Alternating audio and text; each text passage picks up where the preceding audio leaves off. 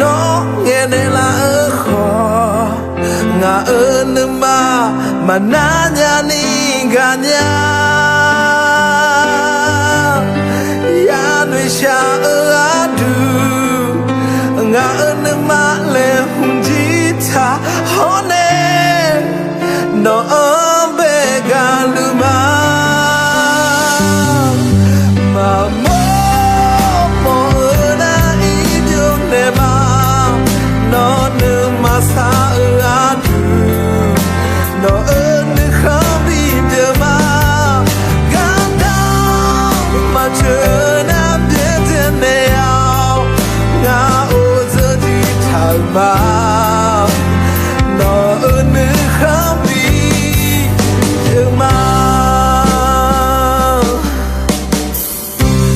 cứ mò ơn á yêu nhà mẹ mà cứ mò na bị gì à nó ơn mà nó ơn không thể mà nếu mà na là phải nó nghe này là ở khó ngà ơn mà na nhà ni gamia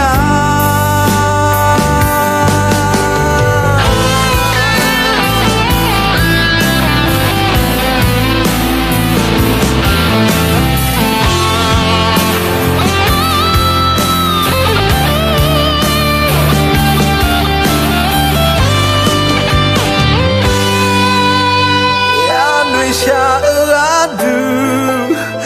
ngà ơn mà lệ hùng chi ta hôn nè nó ở bề gà mà